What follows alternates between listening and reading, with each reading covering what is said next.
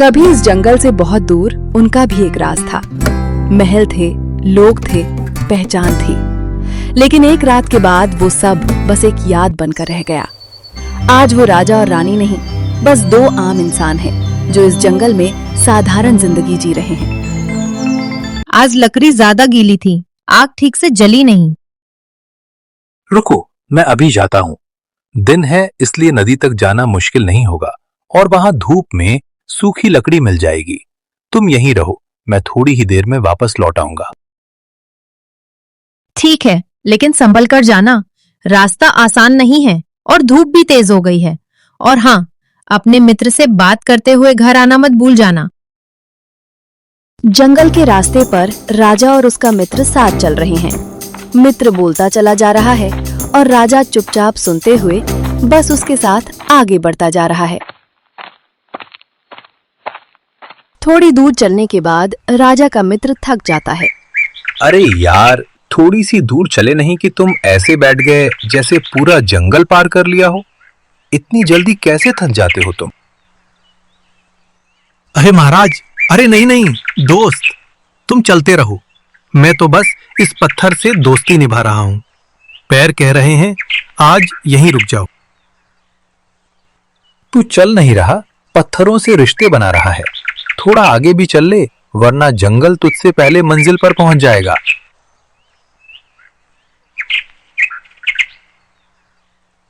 ये बाहर लकड़ी लेने गए हैं, सोचा मैं भी कुछ कर लूं। इन्हें फल बहुत पसंद है।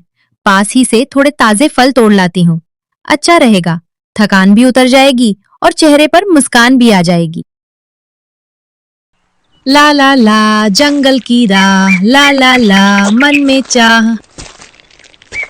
रानी गुनगुनाती हुई जंगल के रास्ते पर चल रही है। पास के पेड़ों और पत्तों के बीच से हल्की धूप छनकर जमीन पर गिर रही है। देखो यार, आज तो ठीक ठाक मेहनत हो गई है। लकड़ी भी काफी है। अब अगर थोड़ा आराम कर लें तो कोई बुरा नहीं होगा।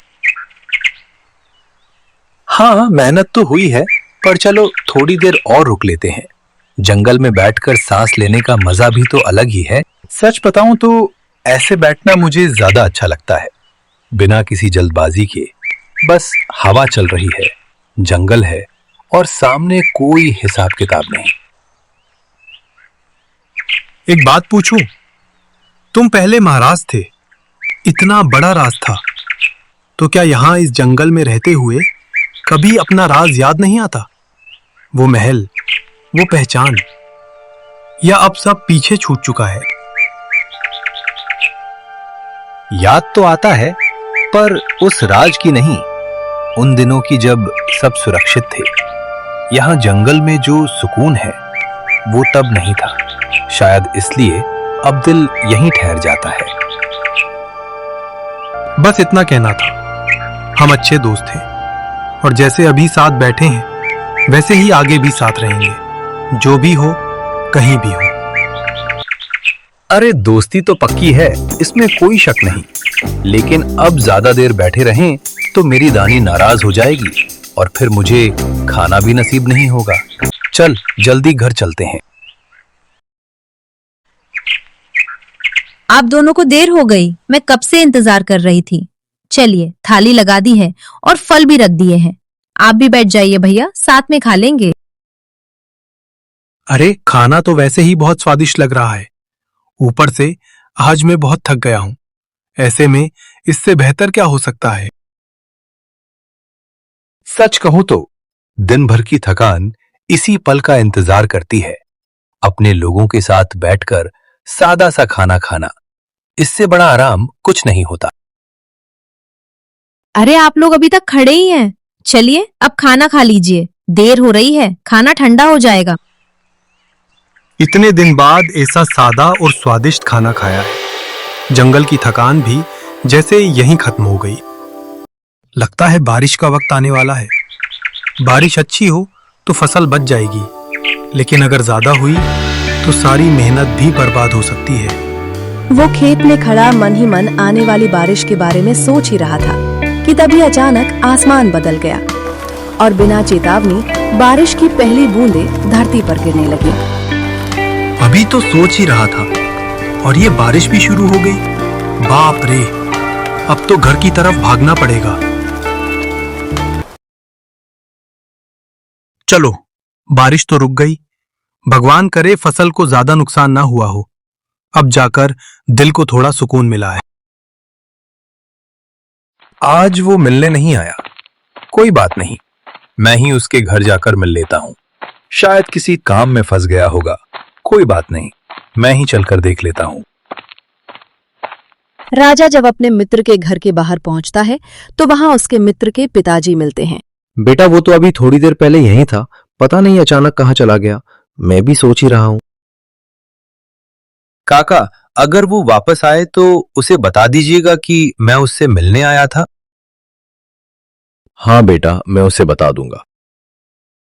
ये सब जाने दीजिए, बस मुझे थोड़ा और वक्त दे दीजिए। मैं हर हाल में कर्ज चुका दूंगा। नहीं, अब और कोई बहाना नहीं चलेगा। कल तक आखिरी वक्त है। साफ समझ लो, अगर एक भी पैसा नहीं चुकाया तो अपनी जमीन और घर दोनों भूल जाना। मैं पहले ही बहुत इंतजार कर चुका हूं, अब और एक दिन भी नहीं दूंगा। इतनी सख्ती मत करो। कल तक का इंतजाम करने की पूरी कोशिश करूंगा। बस आखिरी बार मेरी मजबूरी समझ लो।